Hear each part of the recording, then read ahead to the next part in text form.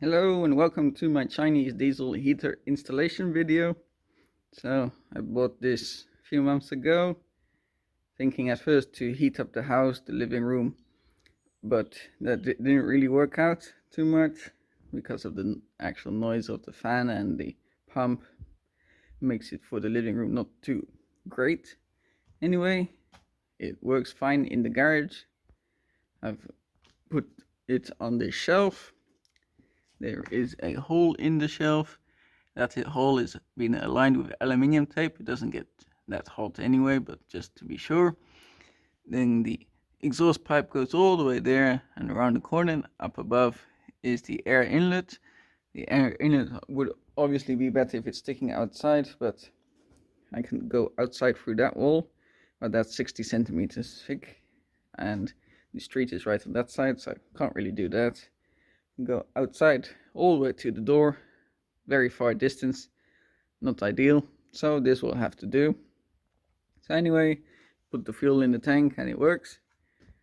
And here's the battery. This is my old car battery. It's 14 years old and it no longer started my car, but it works great for this. I put the trickle charger on it and then it maintains the battery perfectly fine, so that's great. Don't need to worry about if there's a sudden power cut that the motherboard gets damaged. It's got always power from the battery, so the hot air comes out. For some reason I bought the one with the 4 pipes, I think because it's cheaper. Anyway, I routed all those 4 into this aluminium pipe that just comes out onto the workbench, because for the moment the garage is a little airy. Of course the door would be closed, but we got lots of air gaps underneath the door. Above the door we got a nice open ceiling up there. You can see light coming in directly through the air, so airtight it is not.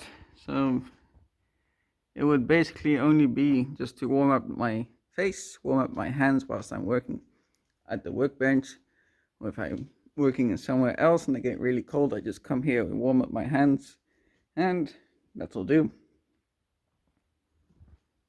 So carrying on from the exhaust situation, there used to be a diesel boiler heater here. If you haven't seen that video, link is popping up or in the description, so you know how come I've got space here and why there's already a chimney here.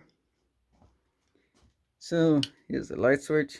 The exhaust pipe goes underneath the sink, and the plumbing, here we go, does connect into this little pipe here, and then it connects to the other piece of exhaust. In case you're wondering, the PVC pipe does not get hot. It's been tested for running for 7 hours. There's no temperature change to the PVC pipe. This little hose here does get a little bit warm, but no warmer than when there's hot water flowing through it.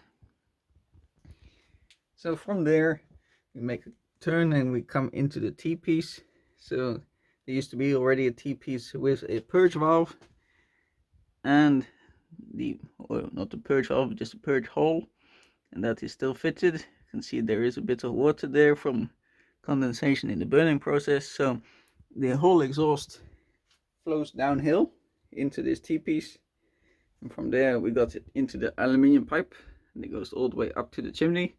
I have seen it does all work. The only thing when you get a bit of smoke inside is just on the beginning, just before combustion happens. There's a bit of fumes. They do come out of the purge hole, which is right there, but it is only briefly, and it dissipates quite quickly once the combustion has started. In case you're wondering, yes, there's my CO meter, so it's all covered. Normally the trickle charger would plug into this plug, and it would trickle charger sits on the window ledge, and that powers the battery. It's very technical hose clamp connection. Still need to do a bit better on that, but the theory works.